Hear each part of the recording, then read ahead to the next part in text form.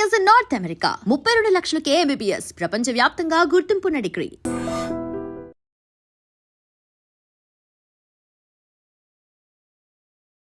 Welcome to iDream. నేను మీ భవ్య. మనకి రెగ్యులర్గా వచ్చే మోషన్ ఉంటుంది, అది చాలా లూజ్గా అవుతుందా మీకు, లేదా బాగా టైట్గా ఉంటుందా, కొన్నిసార్లు 2 days గ్యాప్ వస్తుందా, లేదా బాగా స్మెల్ ఉంటుంది. సో ఇవన్నీ ఎందుకు జరుగుతాయి అంటే అప్పుడు మన గట్ హెల్త్ బాగుందనా లేదా, ఈ డీటెయిల్స్ మనతో మాట్లాడడానికి మెడికవర్ నుంచి డాక్టర్ శ్రీమన్ నారాయణ గ్యాస్ట్రోఎంట్రాలజిస్ట్ ఉన్నారు. అడిగి తెలుసుకుందాం. నమస్తే సార్, ఎలా ఉన్నారు సార్? సార్, మోషన్స్ రెగ్యులర్గా వెళ్తున్నప్పుడు కొంతమందికి బాగా వాటరీగా వస్తుంటాయి, కొంతమందికి చాలా టైట్గా ఇబ్బంది పడుతుంటారు, ప్రెషర్ చేస్తుంటారు, కొంతమందికి అసలు 2-3 days అసలు అవ్వనే అవ్వదన్నమాట, చాలా ఇబ్బంది పడతారు. ఈ మోషన్ అనేది మన హెల్త్కి రిలేటెడ్ ఉంటుందా, ఎలా అంటారు సార్? నార్మల్గా మన హెల్త్ బాగుంటే జనరల్గా మోషన్ మనం పర్ డే ఒకసారి వెళ్తారండి, జనరల్గా మార్నింగ్ టైం. ఎందుకంటే మనకి మూమెంట్ ఆల్రెడీ ఫిక్స్, మార్నింగే మోషన్కి వెళ్ళాలని ఆల్రెడీ ఫిక్స్ ఉంటుంది. కొంతమంది ఏంటంటే బికాస్ ఆ వర్క్ స్ట్రెస్ వల్ల కానీ వాళ్ళు మార్నింగ్ వెళ్ళిపోవాలనుకోండి ఆఫీస్కి, సో వాళ్ళకి ఏంటంటే ఈవినింగ్, సో పర్ డే 1 అనేది ఫిక్స్ ఉంటుంది. కానీ 1 ఎవ్రీ డే రాకపోయినా కూడా ప్రాబ్లం ఏం లేదు యాక్చువల్గా. 2 daysకి ఒకసారి వచ్చినా కూడా దట్ ఈస్ ఓకే. అలా కాకుండా కొంతమందికి ఏంటంటే మరి హార్డ్ స్టూల్స్ వస్తాయి అనమాట. హార్డ్ స్టూల్స్ అంటే వాళ్ళు ఎక్కువ స్ట్రెయిన్ చేస్తే కానీ మోషన్ పాస్ అవ్వరు. అంటే వాళ్ళకి వచ్చిన ఫీలింగే ఉంటుంది సార్ కంటిన్యూస్గా, కానీ వెళ్ళలేకపోతుంటారు చాలా మంది. ఫుడ్ తినమన్నా కూడా వద్దు అని అంటూ ఉంటారు.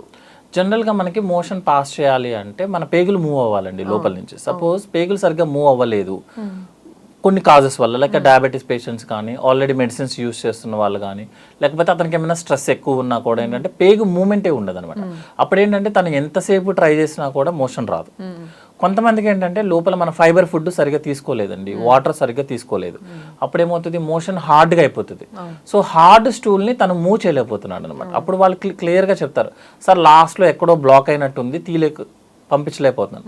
వీళ్ళల్లో ఏం చేస్తారంటే జనరల్గా కొంతమంది ఫింగర్ యూస్ చేయటము, కొంతమంది ఏంటంటే ఆ ఏరియాలో కొంచెం చేయి అడ్డం పెట్టుకొని ప్రెజర్ అప్లై చేయడం, అంటే పుష్ అండ్ పుల్లింగ్ టెక్నిక్ అంటారు అనమాట.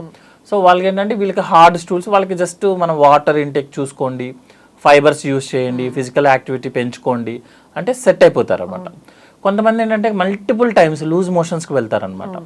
సో ఇందులో 2 types ఉంటుందండి యాక్చువల్గా. ఏంటంటే కొంచెం నార్మల్ మోషనే మల్టిపుల్ టైమ్స్ వెళ్తే మనం IBS ప్రాబ్లం అంటాం, ఇరిటబుల్ బవల్ సిండ్రోమ్ ప్రాబ్లం అనమాట. వీళ్ళలో టిపికల్గా ఏంటంటే స్టమక్ పెయిన్ వస్తుంది, మోషన్కి వెళ్ళిపోతారు, మోషన్ అయిపోయిన వెంటనే అయిపోయింది కదా అని బయటకు వస్తారు, మళ్ళీ 2 minutes తర్వాత మళ్ళీ నొప్పి వస్తుంది. So every time stomach pain వచ్చినప్పుడల్లా తన మోషన్కి వెళ్ళాలి. అండ్ అన్నం తిన్న వెంటనే మోషన్కి పరిగెత్తుతారు అనమాట, వాళ్ళని IBS ప్రాబ్లం అంటాం యాక్చువల్గా. అదేమి ఫంక్షనల్ ప్రాబ్లం అండి యాక్చువల్గా, స్ట్రెస్ రిలేటెడ్ అనమాట. సార్ అంటే ఇది రెగ్యులర్గా ఉండే ఛాన్స్ ఉంటుందా? కొన్నిసార్లు మన హెల్త్ డిస్టర్బ్ అయినప్పుడు రెగ్యులర్గా తిన్న వెంటనే వెళ్తారన్నారుగా, అది మధ్య మధ్యలో కూడా వచ్చే ఛాన్సెస్ ఉంటాయి? జనరల్గా ఏంటంటే ఇప్పుడు సపోజ్ ఫుడ్ పాయిజనింగ్ అయింది అనుకోండి, అతనికి ఏంటంటే స్టమక్ అంతా అప్సెట్ లాగా ఉంటుంది, లూజ్ మోషన్స్కి వెళ్తాడు, కొంచెం ఫీవరిష్గా ఉంటుంది, బాడీ పెయిన్స్ ఉంటుంది. 2-3 days కన్నా ఎక్కువ ఉండదు జనరల్గా. ఇన్ఫెక్షన్ వల్ల వచ్చిందంటే 2-3 days, మాక్సిమం 1 week ఉంటుందండి. నేను చెప్పిన IBS ప్రాబ్లం ఏంటంటే కంటిన్యూస్ ప్రాసెస్ అనమాట. లైక్ సూర్యుడు చంద్రుడు వచ్చినట్టు 15 రోజులు ఉంటుంది, తగ్గిపోతుంది, 15 రోజులు వస్తుంది, తగ్గిపోతుంది. సో క్రానిక్గా ఉంటుంది అనమాట. More than 1 year 2 years history చెప్పాలి అతను. ఇంకోటి ఏంటంటే మోషన్ లూజ్గా రాదు వీళ్ళకి, నార్మల్ మోషనే మల్టిపుల్ టైమ్స్ వెళ్ళాల్సి వస్తుంది అనమాట. అలా కాకుండా లూజ్ మోషన్సే చాలా రోజుల నుంచి వెళ్తున్నాడు అనుకుందాం అనుకోండి, అతను ఏంటంటే మన హిస్టరీలో జిగురు ఏమైనా ఉందని అడుగుతాం. మోషన్లో జిగురు ఎలా ఉందనేది జనరల్గా చెప్పలేరు ఎవరు కూడా, కాబట్టి అంటే వాష్ చేసుకునేటప్పుడు మీకు ఏమైనా స్టిక్కీగా అనిపిస్తుందని అడుగుతారు. కొంతమందికి ఏంటంటే బ్లడ్ మోషన్లో మిక్స్ అయిపోయి వస్తుంది అనమాట. వాళ్ళకి ఏంటంటే మనకి లోపల పేగు లోపల పూత ఉందని డౌట్ వస్తుంది అనమాట. బట్ జనరల్గా మోర్ దాన్ 1 week కన్నా ఎక్కువ హిస్టరీ ఉండాలి వీళ్ళకి. 1 weekలో కొంతమందికి డిసెంట్రీ అని చెప్తాం కదా, డిసెంట్రీలో కూడా 1 week ఈ 3 ఉంటాయి. కానీ లూజ్ మోషన్స్ ఉండాలి, ప్లస్ గమ్ ఉండాలి, అందులో కొంచెం బ్లడ్ మిక్స్ అయ్యి ఉండాలి. వాళ్ళకి మోర్ దాన్ 1 week హిస్టరీ ఉంటే మాత్రం పేగు లోపల పూతలాగా ఏమైనా వచ్చే ఛాన్సెస్ ఉంటాయి అనమాట. లైక్ అల్సరేటివ్ కోలైటిస్ కానీ, క్రాన్స్ డిసీజ్ కానీ, TB పేషెంట్స్ కానీ అనుకుంటాము. సో ఇవన్నీ చేయాలంటే ముందు మనం అసలు మోషన్ని చెక్ చేసుకోవాల్సి వస్తుంది. మన మోషన్ చెక్ చేయడం అంటే అట్లీస్ట్ వెస్ట్రన్ కమోడ్స్ కాబట్టి అన్ని బిఫోర్ ఫ్లషింగ్, మన ఫ్లష్ కొట్టక ముందే ఒకసారి బ్యాక్ సైడ్ చూసుకుంటే 1 week ఒకసారి చూసుకోవడంలో తప్పలేదు. ఎందుకంటే మనము హెల్త్ ఉన్నామా లేదా అనేది మన మోషన్, యూరిన్ డిసైడ్ చేసేస్తాయి. మన కళ్ళు ఎలాగో, కళ్ళు చూడంగానే ఇతను నీరసంగా ఉందా, ఫీవర్గా ఉందా అని చెప్పేస్తారు ఎవరైనా, పెద్దవాళ్ళు ఎవరైనా చెప్పేస్తారు. సార్ ఇప్పుడు మీరు లూజ్ మోషన్ అనేది రెగ్యులర్ గా అవుతూ అది కూడా మనకి ఒకేసారి వెళ్ళకుండా గ్యాప్ తో 2 minutes కి వెళ్తే అది ఐబిఎస్ హెల్త్ ఇష్యూ అన్నారు కదా. ఒకవేళ వాళ్ళు టైట్ గా వెళ్తే గనుక ఆ ఇష్యూ ఏంటి అనొచ్చు, లేదు వాళ్ళకి వెళ్ళిన తర్వాత బాగా స్మెల్లీగా ఉంటుంది, నెక్స్ట్ టైం వెళ్ళాలనుకున్న వాళ్ళు అసలు వెళ్ళలేకపోతారు అనమాట. సో అలా ఉన్న వాళ్ళ హెల్త్ ఇష్యూ ఎలా ఉంటుంది, దాన్ని ఏమంటారు? జనరల్ గా మోషన్ ఎక్కువ రోజులు మనకి స్టక్ అయిపోయింది అనుకోండి లోపల, సపోజ్ మోర్ దాన్ 1 day కన్నా ఉన్నాం అనుకోండి, మన బవల్కున్న అడ్వాంటేజ్ ఏంటి అంటే సపోజ్ అక్కడ ఏదైనా ఫుడ్ మెటీరియల్ కానీ, like motion is also food material for bowel, so అవి డైజెషన్ చేసుకోవడానికి స్టార్ట్ అవుతుంది అనమాట. సో అందులో ఉన్న వాటర్ని తీసేస్తుంది, అందులో ఏదైతే కార్బోహైడ్రేట్స్ ఉన్నాయో ఫైబర్స్ ఉన్నాయో మొత్తం యూస్ చేసుకుంటుంది అనమాట. సో ఎక్కువ రోజులు కనుక మీరు ఫుడ్ మెటీరియల్ చూడండి, మీరు ఆ రోజు ఫ్రెష్ ఉంటుంది, స్మెల్ వస్తుంది, మంచి స్మెల్ వస్తుంది. మీరు 1 day కనుక ఆ ఫుడ్ కి గ్యాప్ ఇచ్చారనుకోండి, చాలా కంపు వచ్చేస్తుంది, ఫౌల్ స్మెల్లింగ్ వచ్చేస్తుంది. సేమ్ ఇదే కాన్సెప్ట్ అండి. మనం రెగ్యులర్గా మోషన్కి వెళ్తే మన మోషన్ స్మెల్ రాదు.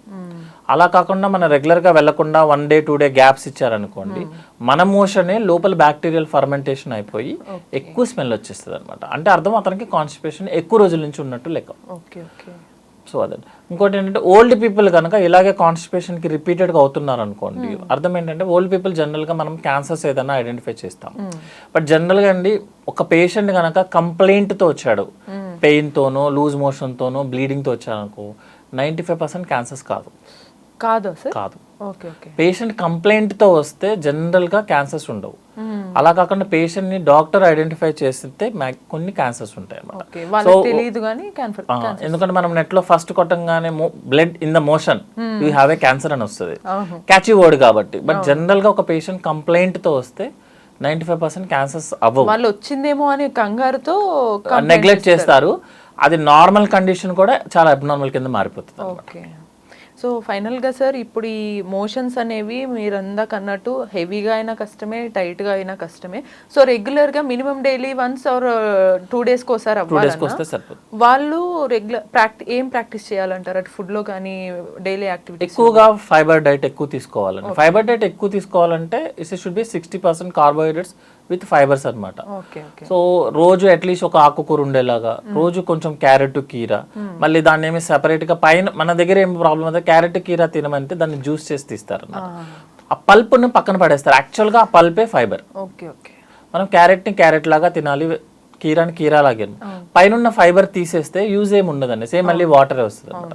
సో మళ్ళీ దానికి ఏదో డెకరేషన్ లాగా చేయకుండా క్యారెట్ ఈస్ క్యారెట్, దాని పైన పీల్ ఆఫ్ చేయాల్సిన అవసరం లేదు, డైరెక్ట్గా వాష్ చేసుకోవడం, తినేయటం. రోజు ఒక వెజిటేబుల్ కర్రీ. మన దగ్గర పప్పు ఈజ్ అ వెజిటేరియన్, పప్పు వెజ్ కాదు యాక్చువల్గా, పల్సెస్ అనమాట. చాలా మంది మీరు వెజిటేబుల్స్ తింటారంటే అవును సార్ పప్పు తింటామంటాం, పప్పు వెజిటేబుల్స్ కాదు యాక్చువల్గా. సో వెజిటేబుల్స్ తీసుకుంటే డైజెషన్ ఈజీ అవుతుంది, మనం ఏం తింటే అదే మోషన్ లాగా వస్తుంది అనమాట. సార్ ఈ లూజ్ మోషన్ లో కూడా కొంతమందికి వాష్రూమ్కి వెళ్ళినప్పుడు తేలుతుంటుంది అనమాట, కొంతమందికి ఎంత ఫ్లష్ చేస్తున్నా అది మునగదు. సో దీని వల్ల కూడా ఏమైనా హెల్త్ ఇష్యూస్ వచ్చే ఛాన్సెస్ ఉంటాయంటారా? జనరల్గా అండి హెల్దీ మోషన్ అంటే ఏంటి అంటే ఒక 100 to 150 grams, అది ఎలాగో మనం క్యాలిక్యులేట్ చేయలేము. సెకండ్ థింగ్ ఏంటంటే సింగిల్ పీస్ లాగా వస్తుంది అనమాట. జనరల్గా అండి హెల్దీ మోషన్ అంటే ఏంటంటే మనం అరౌండ్ 100 to 150 grams మోషన్ ఉంటుంది.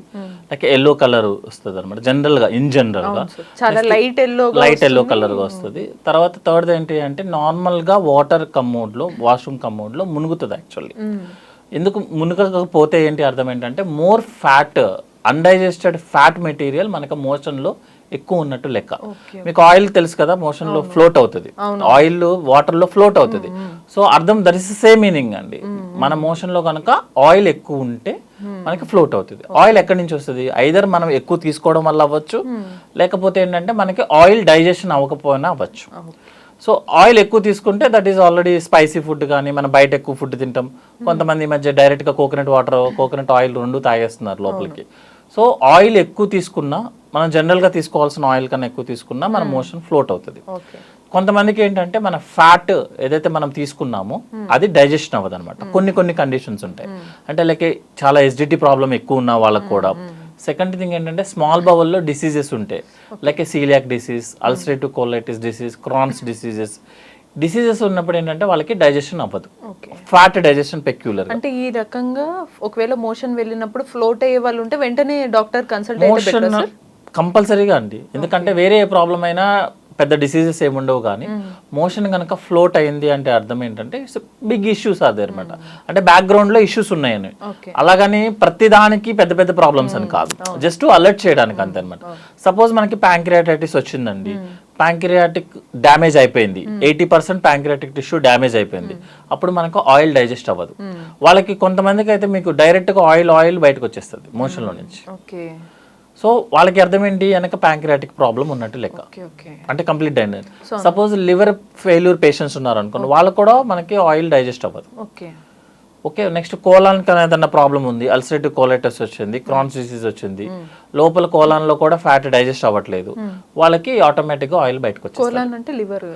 పెద్ద పేగు అండి. సో ఏ డైజెషన్ ప్రాసెస్ లో కనుక ప్రాబ్లం వచ్చినా, లైక్ ఫుడ్ పైప్ లో, స్టమక్ లో, ఇంటెస్టైన్ లో, కోలాన్ లో, లివర్ లో, గాల్ బ్లాడర్ లో ఎక్కడ ప్రాబ్లం వచ్చినా కూడా ఫస్ట్ ఎఫెక్ట్ అయ్యేది ఫ్యాట్. ఎందుకంటే మన జనరల్ గా మన బాడీకి అవసరం లేదు అనిపిస్తుంది, అది మనకు కూడా అవసరం లేదనిపిస్తుంది కాబట్టి ఫస్ట్ అదే ఎఫెక్ట్ అవుతుంది. సో ఎక్కువ ఫ్యాట్ ఉంటే మన మోషన్ ఫ్లోట్ అవుతుంది. సో మిగతా ఏ రకంగా మోషన్ వచ్చినా ఓకే, కానీ ఫ్లోటింగ్ కనుక వస్తే మాత్రం ఇమీడియట్ గా డాక్టర్ కన్సల్ట్ చేస్తారు. సార్ బట్ ఈ మోషన్ లూజ్ మోషన్ లో మనం ఇందాక అనుకున్నట్టు లైట్ ఎల్లో అన్నారు మీరు, బట్ కొన్నిసార్లు heavy dark orange kind red గా రావడం అలా కూడా ఉంటుంది, వాళ్ళకి మంటగా కూడా ఫీల్ అవుతారు అనమాట. సో ఇది ఎటువంటి హెల్త్ ఇష్యూ ఏమన్నా ఉంటుందా? జనరల్ గా అండి మనకి మోషన్ ఎల్లో కలర్ లో ఉండడానికి కారణం ఏంటంటే బైలిరూబిన్ అనమాట. బైలిరూబిన్ కనుక మనకి బాడీలో బయటికి రావడానికి లివర్ నుంచి మోషన్ లోకి వెళ్ళిపోతుంది. సపోజ్ అది బైలిరూబిన్ అంటే జాండిస్ అనమాట, లేమ్యాన్ టర్మినాలజీలో చెప్పాలంటే. సపోజ్ మనకి లివర్ కనుక డ్రైనేజ్ పైప్ కి ఏదైనా బ్లాక్ ఉందనుకోండి, మనకు బైలిరూబిన్ మోషన్ లోకి రాదు, అప్పుడు ఎల్లో కలర్ కాదు వైట్ కలర్ లో వస్తుంది. అలా కాకుండా మనం సపోజ్ ఐరన్ సిరప్స్ తీసుకున్నాము కొంతమందికి, వాళ్ళకి ఏంటంటే డార్క్ బ్లాక్ కలర్ అనమాట, నాట్ కంప్లీట్లీ జెడ్ బ్లాక్ అంటే మన హెయిర్ బ్లాక్ కాదు, కొంచెం బ్రౌన్ బ్లాక్ కలర్ కింద వస్తుంది అనమాట ఐరన్ సిరప్స్ వేసుకున్నప్పుడు. కొంతమంది బీట్రూట్ తీసుకున్న వాళ్ళకు కూడా బీట్రూట్ కలర్ లో వస్తుంది.